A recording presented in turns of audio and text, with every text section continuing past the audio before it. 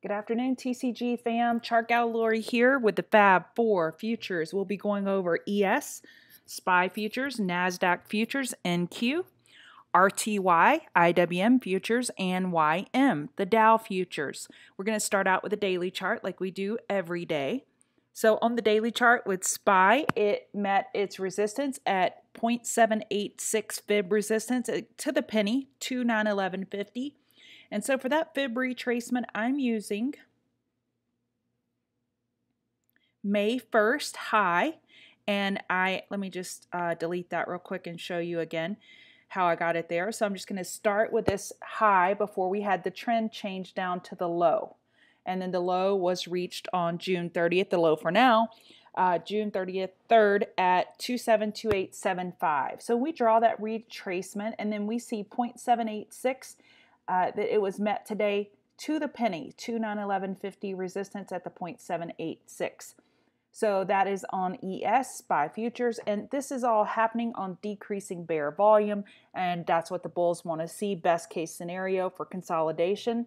The yellow line is our 50 moving average, blue is 100, and the purple is the 200. We are clearly above SPY's daily 50 MA in the clear. Okay, then we're going to look at NASDAQ daily. Same concept. We're going to pull that fib from April 25th, that high, down to the low on June 3rd. And we see that NASDAQ is really struggling with the 0.6187521 level. And the yellow line, again, I'd like to point out is the 50 MA. This is what I'm declaring as my spirit guide, whether it be bullish or bearish SPY. NASDAQ, as we know, is heavily weighted within SPY. Approximately 20+% are technology stocks that are held within SPY. So NASDAQ is pretty crucial and pretty key. So the 50 MA on the daily for NASDAQ is 7546. I am bullish above, bearish below. That's just a generic statement, of course. Within smaller time frame patterns, we could drill down and see, okay, what's this setup? What's that setup? But overall, if we're just going to make it clean and easy for ourselves, we need to get above that 50 MA. And will that happen without some healthy consolidation first? I don't know. So healthy consolidation, let's say the 50% fib, 74.10, and that is really close to our 21 EMA on the daily at 73.84. IWM is below all moving averages on the daily. And IWM represents an important part of SPY, so we need IWM to get some giddy up and go in order to see some SPY bull continuation. So it is meeting its resistance at the 50% fib. It hit it almost to the penny today. So again, I really think these fibs are important when you're trading futures, and I pulled this fib from May 6th down to the low, June 3rd. And then finally, Dow. Dow has made it to the 0.786 fib. 26248 is that fib, and I pulled that from April 24th down to June 3rd.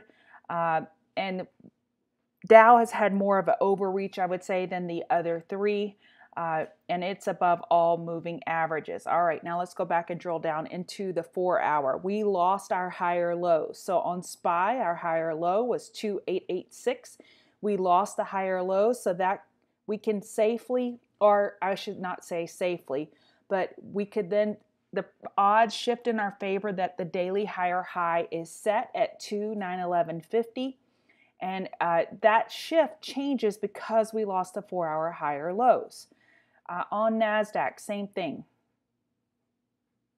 We lost our 4-hour higher lows. So our 4-hour higher low was at 7501.50, and we lost that today at 749275.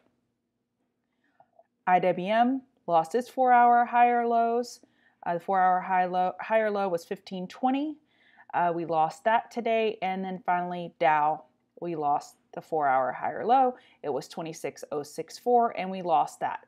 So let's drill down to the hourly. How would I trade this tonight? If I'm sitting at the computer and I'm interested in taking any type of trade setups, well, we have to be leery of 4-hour possible bear flags on most of these sectors.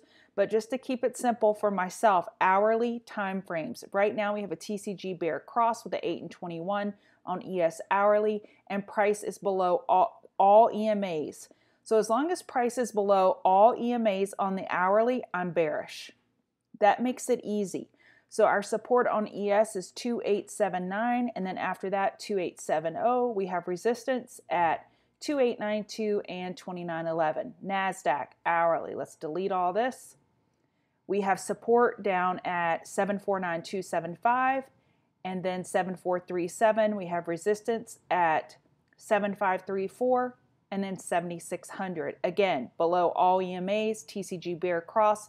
As long as we're below EMAs, bearish, above bullish. Keep it simple.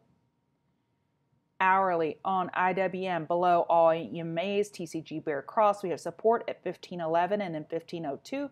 We have resistance at 1523 and then 1538. And finally, Dow. Clear our fibs. We're below all EMAs. We have support at 26,000 and then 25,972. We have resistance at 26117 and then 26261. And as y'all know, I like to use the words area of resistance and support with futures because it doesn't seem to respect exact price levels.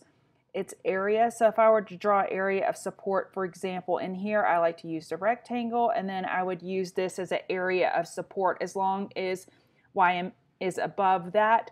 Then it wouldn't get super bearish because after 25972, your next support is 25739. And then your area of resistance, I'm just using this chart as an example, no specific reason, but I'm on it. And then this would be your area of resistance for YM. I hope that helps.